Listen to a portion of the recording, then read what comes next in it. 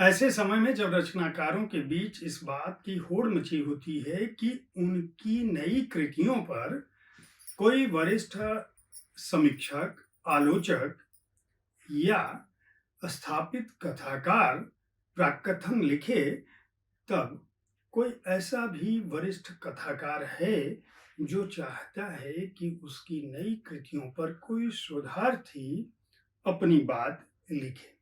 उस साहित्यकार का मानना है कि शोधार्थी कम से कम कृतियों पर निर्भीक विवेक अपनी बात कहेगा।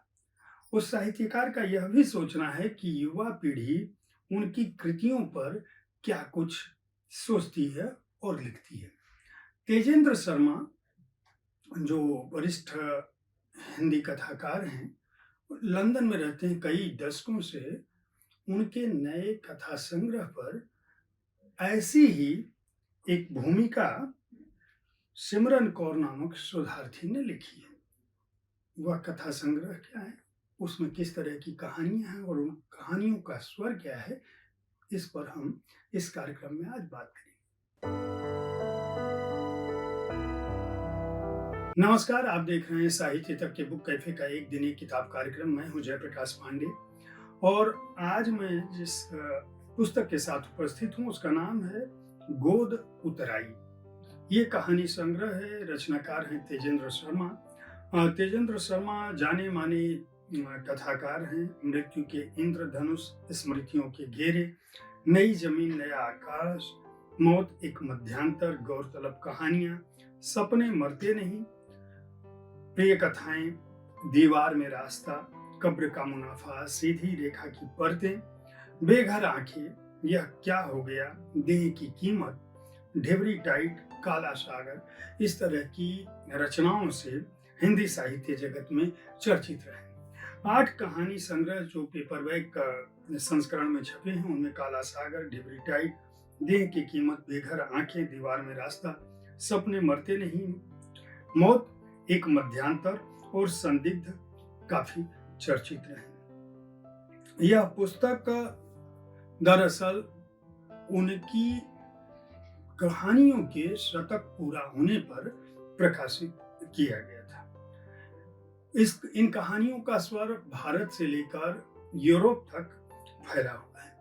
इन कहानियों के वितान के केंद्र में युवा मन, बुजुर्ग, पारिवारिक, सामाजिक और आसपास का परिवेश तो दिखाई ही पड़ता है, वे कहानियां भी दिखाई पड़ती हैं जिनमें मनुष्य की आकांक्षाएं, इच्छाएं और उनकी संवेदनाएं धड़कती हैं। जो कहानियां इस संग्रह में शामिल हैं उनका नाम है गोद उतराई, गेट लाइन, दर बदर, साथी ना कोई मंजिल, माफीनामा, आत्मा कहाँ है, ये उत्सव मेरा है। कहानियों का जो स्वर है, ये कहानियां अलग अलग पत्र पत्रिकाओं में छपती रही हैं और पाठकों द्वारा पहले भी काफी प्रशंसित हो चुकी हैं। लेकिन अगर मैं कहानियों के भाव की बात करूं तो सभी कहानियों के बारे में तो आपको संग्रह खरीद कर पढ़ने पर ही पता चलेगा। लेकिन गोद उतराई कहानी की बात करूं तो मैं संक्षेप में बताऊं कि यह कहानी एक ऐसे दंपति की है जिसके पास एक बेटी होती है, लेकिन वह पुत्र प्राप्ति की आकांक्षा में एक लड़की को गोद लेता है। लड़के को गोद यह दंपति इसलिए भी लेता है कि उन्हें यह लगता है कि उनकी बेटी जो गुड्डे गुड़ियों से खेलती है, जो बराबर इस बात की मांग करती है कि उनका कोई भाई हो, उसके साथ खेलने के लिए कोई लड़का भी मिल जाए परिवार को। छोटे बच्चे जल्दी से परिवारों को अपना लेते हैं। इस भावना से उन्होंने एक एजेंसी के माध्यम से एक बच्चे को गोद लिया।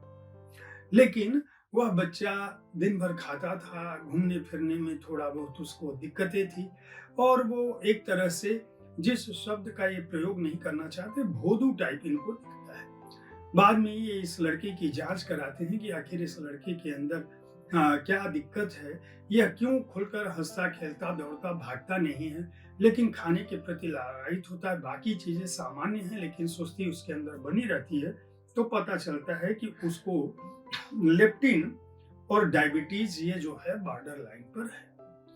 अब ये दंपति नाराज होता है और उन्हें लगता है कि एजेंसी ने उन्हें ठग लिया। कम से कम एजेंसी को ये बताना चाहिए था कि जो बच्चा आप गोद ले रहे हैं उस बच्चे के अंदर ये खामी है। एक तरफ यह दंपति यह सोच रहा है, दूसरी तरफ जो लड़की है, छोटी बच्ची, वह उसे भाई के रूप में उसकी तोतली बोली और उसकी बातचीत उसके साथ खेलती है और उसके साथ अपनापा का उसका संबंध, उसकी संवेदनाएं बढ़ती जाती हैं। लेकिन ये दंपति लगातार इस बात की चिंता में फंसते हैं कि अगर यह लड़का बड़ा हुआ तो इसके दायित्व को कौन संभालेगा। आखिर अंततः ये बाध्य होकर एजेंसी को बच्चे को वापस करने की बात करते हैं। एजेंसी बच्चे को वापस लेने से मना कर देती है क्योंकि एक लंबी प्रक्रिया के तहत इन्होंने उस बच्चे को गोद लिया था। ये जो गोद लेने की प्रक्रिया है और गोद को वापस करने की प्रक्रिया है, उसी का नाम गोद उतराई है।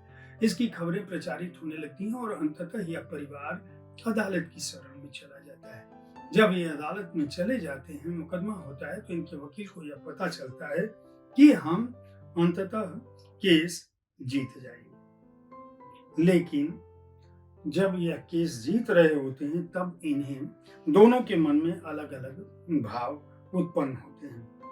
जहां पति यह सोचता है, उस दंपति में जो पति है वह सोचता है कि क्या मैं इतना कठोर दिल हो गया था कि मैं एक बच्चे का पालन पोषण नहीं कर सकता था, क्या मैं उस मैन बन गया था।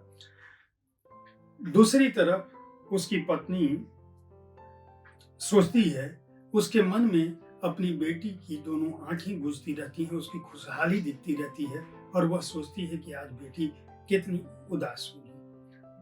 समाचार पत्रों में यह खबर छपती है, यह परिवार दंपति पार्टी देता है, लेकिन उनके मन में यह हुक सी उठती है और वह खालीपन जो है वह सोचती है कि क्या मेरी बेटी ऊर्जा कभी मुझे इस फैसले के लिए माफ कर पाएगी। इन कहानियों का स्वर दरअसल यही है।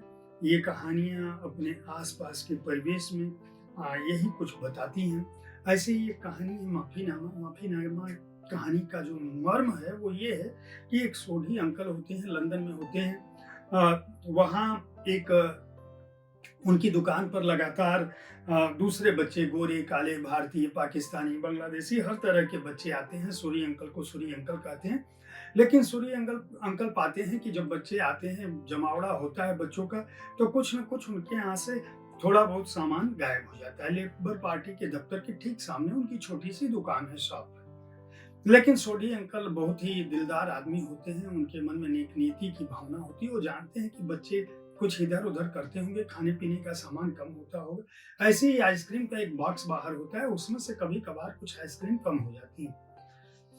लेकिन सोढ़ी अंकल को इन बातों से फर्क नहीं पड़ता क्योंकि उनके यहाँ दूध, डबल रोटी, अंडा, चाय पत्ती, कोल्ड ड्रिंक, दाल, चावल, बिस्किट ये सब मिलते रहते हैं। फ्रीजर से जब कुछ चीजें गायब होती हैं, सोढ़ी अंकल उसको सोच के मुस्कुरा देते हैं। बाद के दिनों में उन्हें लगता है कि अब धीरे धीरे तकनीक का विकास हुआ, तो वो एक कैमरा भी लगा देते हैं जो वहां से को लोगों पर नजर रख सके। सोढ़ी अंकल थोड़ा आश्वस्त होते हैं कि कम से कम कैमरा लग जाने के बाद चोरी की घटनाएं या चीजों के इधर उधर होने की घटनाएं कम हो जाएंगी। उसी दौरान सोढ़ी अंकल को एक लिफाफा मिलता है। उस लिफाफे में एक कबूलनामा होता है, माफीनामा कि अंकल आज के 2 दशक पहले मैं यहाँ आपकी दुकान पर आता था, आपकी दुकान से सामान लेता था, लेकिन आपको पता नहीं होगा मैं आइसक्रीम चुरा के ले जाता था। 1-2 बार मैंने इस तरह से आइसक्रीम चुराई, लेकिन मेरे दिल पर बड़ा बोझ बना है और ये 10 पाउंड नोट मैं दे रहा हूँ और मैंने जीवन में यह तय किया है कि अब मैं कभी कोई चोरी नहीं करूँगा। सोढ़ी अंकल सोचते हैं, रूबी जी उनकी पत्नी है, दोपहर में खाने जाते हैं लंदन में पैदल, उस तरह से जाके आसपास खाना खा के वो सोचते हैं, पत्नी से भी चर्चा करते हैं। वापस शॉप पे आते हैं तो बगल का डेविड जो है वह आता है, जो एडवोकेट है। वो कहता है क्या बात है अंकल, बहुत उधेड़-बुन में है। तो अंकल उससे सोढ़ी अंकल उससे शेयर करते हैं कि मुझे आज एक ऐसी चिट्ठी लिखी। वो देखता है, कहता है अंकल ये तो लिखावट देख के लग रहा है किसी वकील की लिखावट है, क्योंकि इसी तरह की बात है। डेविड भी वकील होता है। फिर वो कहता है अंकल इतना परेशान होने की क्या बात है, कैमरे में देख लीजिए, जो आया होगा पता चल जाएगा। सोढ़ी अंकल कैमरे में खुजवाते हैं लेकिन कुछ मिलता नहीं। डेविड फिर कोई सामान वाइन खरीदने के बहाने आता है और पूछता है, अंकल कुछ पता चला? अंकल कहते हैं, नहीं यारा, ये माइकल लगा हुआ है सीसीटीवी फुटेज चेक करने में, लेकिन किसी का पता नहीं चल रहा है। सोढ़ी अंकल परेशान थे। इधर और दुकान के बाहर खड़ा डेविड मुस्कुराकर मन ही मन कह रहा था, सोढ़ी अंकल, अब मैं कभी कोई चोरी नहीं करूंगा, अपने वकालत के धंधे में भी ईमानदार रहूंगा। आप कितने अच्छे हैं। इन कहानियों में यही मानवीय मूल्य है जो तेजेंद्र शर्मा को उनकी सीमाओं से, ब्रिटेन की सीमाओं से बाहर, भाषा की सीमाओं से बाहर लेकर जाता है। उनकी कई कविता संग्रह, गजल संग्रह भी प्रकाशित हो चुके हैं। साहित्य तक के हमारे बातें मुलाकातें कार्यक्रम में तेजेंद्र शर्मा आ चुके हैं। आप उनके साक्षात्कार को सुन सकते हैं। अगर उनकी रचनाओं को पढ़ना चाहते हैं तो उनका सबसे नया कहानी संग्रह गोद उतराई, जो उनके कथा शतक पूरा होने का साक्षी है, इन कहानियों को खरीद कर पढ़ सकते हैं। शिवना प्रकाशन ने इसे प्रकाशित किया है, जिसका मूल्य 200 रुपये है।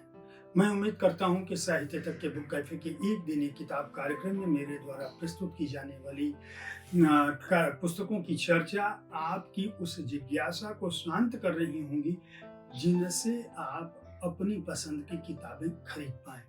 पुस्तकें खरीदते रहें, कार्यक्रम के बारे में अपनी जानकारी से अवगत कराते रहें, अपनी प्रतिक्रिया से अवगत कराते रहें, हमारे साथ अपनी बातें साझा करें। यह कार्यक्रम आपका है। धन्यवाद।